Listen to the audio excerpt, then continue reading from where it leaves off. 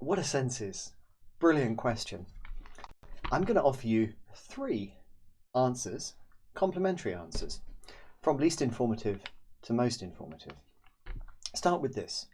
We know that there's a contrast between the proposition Charlie is Charlie and the proposition Charlie is Samantha. Indeed, there is a fact to be explained here, which is that they may differ in informativeness. Steve, how do you know? Well, that's because when I give you the first proposition, Charlie is Charlie, not super interesting. When I give you the second proposition, Charlie is Samantha, I've now wrecked the film for you. Sorry about that. The Long Kiss Goodnight. I've spoiled the plot. So we know that those propositions could differ in informativeness. And this is a fact to be explained. Now in philosophy, a fact to be explained is a very precious thing. You notice that we've characterised that fact without appealing to sense or any theoretical notion in the first place, apart from proposition. That's excellent. Very often when philosophers offer to construct a theory of meaning or whatever it might be in this area, in order to know what their theory is about, you first of all have to accept their theory. That creates a problem with refutation. There's nothing that really grounds their theory. There's no way of saying what the theory is a theory of in advance of accepting their theory. That's a terrible position to be in. I think as researchers in any discipline, but especially philosophy, we never want to be in that position. We never want to be in the position where, in order to understand what it is I'm theorizing about, you first of all need to accept the theory. That kind of circularity creates problems with refutation. And that's why facts to be explained are so precious. These are facts that we can specify in advance of accepting or rejecting any particular theory that will allow us then to evaluate how badly or well that theory does. Now, we can though exploit those facts. We might say we're going to use sense as the term for whatever attribute of propositions or their components explains this difference.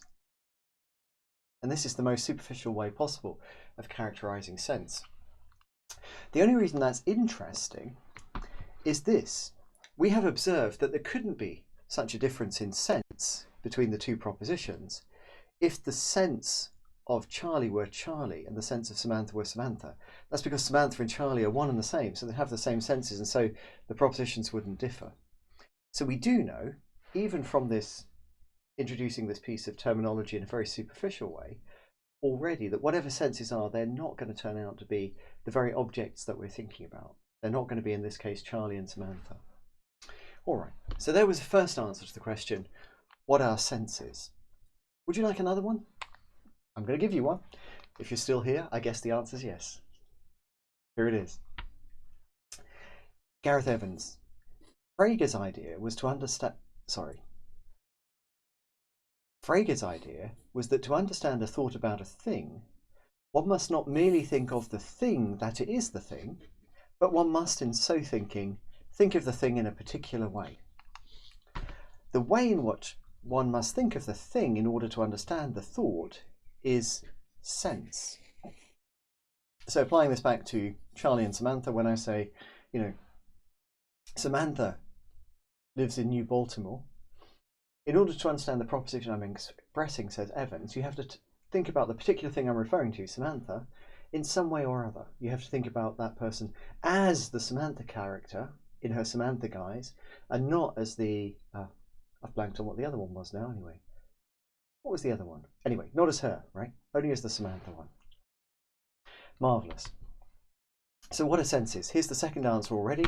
A sense is a way of thinking about an object. This is what Evans says. Sometimes people say senses are modes of presentation. They're ways in which objects are presented to you. I find this, of course, not super helpful.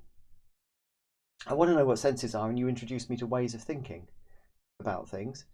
I think you've just changed the words, essentially. I don't think I've really understood what senses are. If I didn't understand them before, I don't think I understand them now.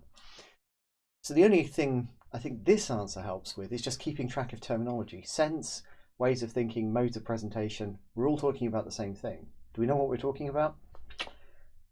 I don't think so. Not yet. So what are senses? I'll offer you a third answer, and as I said, these answers are complementary. They're consistent with each other. The third answer is the idea that senses are descriptions. Now, I wish I'd discovered this a lot earlier than I did because I was very puzzled about what senses are. And then I read this little passage from one of my favourite philosophers, John Campbell. He says, all that anyone has been able to think of is that different senses are a matter of different descriptions being associated with the signs. Some other views have been tried, but these ideas have not been found compelling.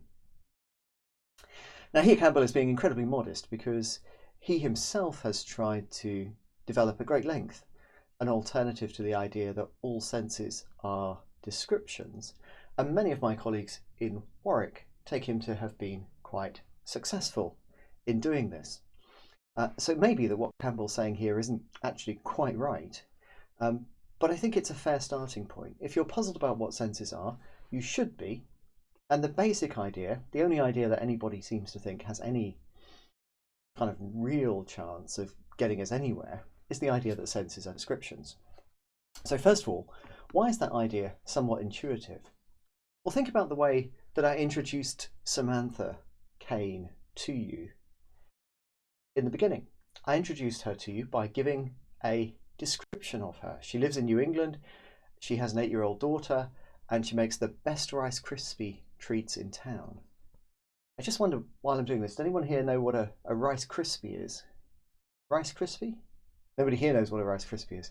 It seems wrong to me. It seems wrong. So first of all, it is spelt with a K. I checked that. I don't know why.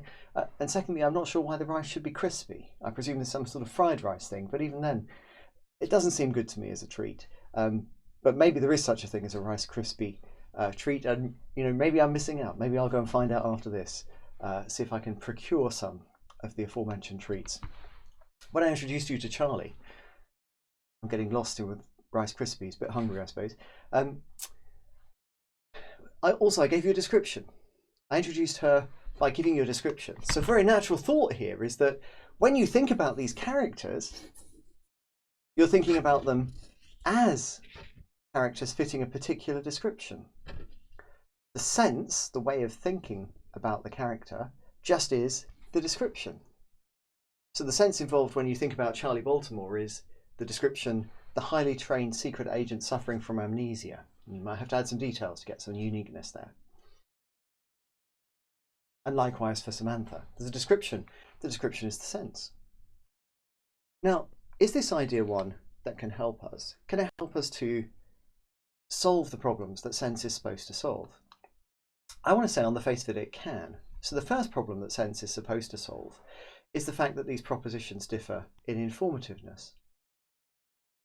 And I think if you think about it, you can see exactly how that could be. With the Charly is Charly, we're just reusing the same description twice.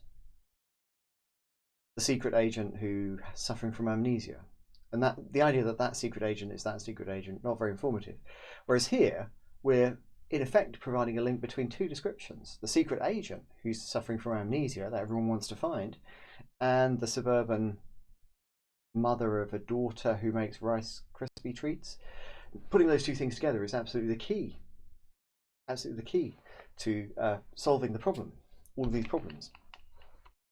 So if we think about senses as descriptions, it seems that we are in a position to provide an explanation of the fact to be explained, the fact that these propositions differ in informativeness.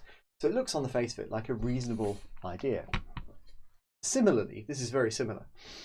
We noted here's another fact to be explained. Someone who takes the proposition Charly Baltimore lives in New England to be false or unknown won't necessarily have the same attitude towards the proposition Samantha Kane lives in New England. Although in a sense, they must be, those propositions are hardly different, are they? Because they feature the same objects. Samantha and Charly are one and the same. So we need to explain this, how it is that we could have different attitudes to these propositions. And if we think about senses as descriptions, then we can think of those propositions in effect as telling us something about how a particular description fits a person living in New England. And once again, we can see why you might have different attitudes towards these. So it seems to me that the idea of thinking of senses as descriptions provides us with potential explanations of the facts that are to be explained by postulating senses. This is not to say that it's absolutely the right way to think about sense. We'll see some objections to it later, but it does seem like it is at least a reasonable candidate. So where are we in summary? We're here. The question is, what are these senses? What are these senses? And the answer is, most superficially, they're just whatever attribute of propositions or their components explains differences in informativeness between propositions which attribute the same property to the same object. Charly is Charly, Charly is Samantha, and so on. We can also say, if we want to, that senses are ways of thinking about objects or modes of presentation. I don't think that actually gets us any further apart from just organising some terminology. If we're feeling really bold, we might take the view that senses are descriptions, and that looks like it might be right. That's a kind of substantial thesis. One last thing. The really fundamental thing to get hold of here is not the question, what are senses? The thing that you need to focus on is, what are senses supposed to be explained? And is it really right that we need to postulate any such thing as sense? That's the really deep issue here. I've only really introduced you to the question, what are senses? Because I found in the past that without some idea about what senses might be, the whole thing seems to students to be much too abstract to get a handle on at all. But the really deep questions are, what are senses supposed to explain? What are the facts to be explained by senses? And do we really need to postulate senses in order to explain those things?